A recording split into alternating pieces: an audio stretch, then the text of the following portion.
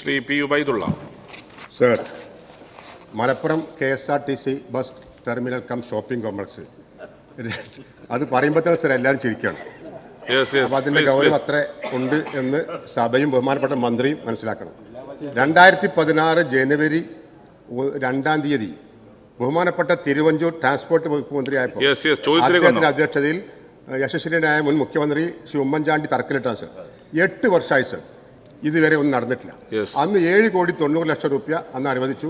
അതിന്റെ പണി കഴിഞ്ഞു. പിന്നീട് രണ്ട് മന്ത്രിമാരും ഈ ഡിപ്പോ സന്ദർശിച്ചു. അവർക്ക് ഇതിന്റെ പ്രാധാന്യം ബോധ്യപ്പെട്ടു. 90 ലക്ഷം രൂപ മാത്രമാണ് സർ അനുവദിച്ചത്. അതിന്റെ ഒരു നിലയുടെ പണി നടക്കുകയാണ്. MLA ഫണ്ടിൽ നിന്ന് 2 കോടി രൂപ ഞാൻ കൊടുത്തിട്ട് 1 വർഷം കഴിഞ്ഞു സർ. ഒരിക്കൽ ടെൻഡർ ചെയ്തു. ആ ടെൻഡർ എന്തോ കാരണം പറഞ്ഞിട്ട് ക്യാൻസൽ ചെയ്തു. കരാറുകാരൻ വർക്ക് തുടങ്ങിയ ശേഷം ക്യാൻസൽ ചെയ്യാണ്. പിന്നെ വീണ്ടും ടെൻഡർ ചെയ്തു.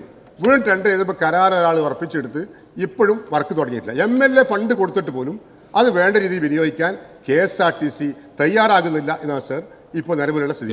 ആരാണ് സർ ഉത്തരവാദി? ഇപ്പോ ഒന്ന് പറയട്ടെ സർ, ഈ ബജറ്റിൽ ഈ ബജറ്റിൽ 5 കോടി രൂപ ബഹുമാനപ്പെട്ട ധനകാര്യമന്ത്രി ഇതിനു വേണ്ടി പ്രഖ്യാപിച്ചു. ധനകാര്യമന്ത്രിക്ക് നന്ദി പറയാൻ സർ. ആ 5 കോടി രൂപയുടെ ചെലവഴിച്ച് നമുക്ക് പണി പൂർത്തീകരിക്കാനുള്ള എസ്റ്റിമേറ്റ് പോലും തയ്യാറാക്കിയിട്ടില്ല. ഇതിന്റെ നിർമ്മാണ പ്രവൃത്തി എന്നൊക്കെ പൂർത്തീകരിക്കാൻ കഴിയും എന്നാണ് സർ എന്റെ ചോദ്യം. 1.5 മിനിറ്റാണ് കേട്ടോ, അംഗങ്ങൾ മനസ്സിലാക്കിയാൽ മതി. സർ, അത് ഡിമാൻഡ് പങ്കെടുത്ത ചർച്ചയിൽ ഈ വിഷയം വളരെ തവണ അദ്ദേഹം ശ്രദ്ധയിൽപ്പെടുത്തി. എനിക്കിപ്പം ബഹുമാനായ അംഗം ഉബൈദുള്ളയെ കാണുമ്പോൾ തന്നെ ഞാൻ ഓടിക്കളയും. കാരണം ഇത് ശരിയാക്കാതെ അദ്ദേഹത്തിന് മുന്നിൽ പോകാൻ പറ്റാത്ത സ്ഥിതിയാണ്. ഒരാശങ്കയും വേണ്ട.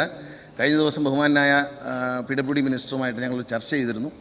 യാതൊരു സെൻറ്റേജ് ചാർജുമില്ലാതെ PWD ബിൽഡിങ്സ് ഇനി KSRTCയുടെ മുഴുവൻ വർക്കുകളും ഏറ്റെടുത്ത് ചെയ്യാൻ തീരുമാനിച്ചിട്ടുണ്ട്.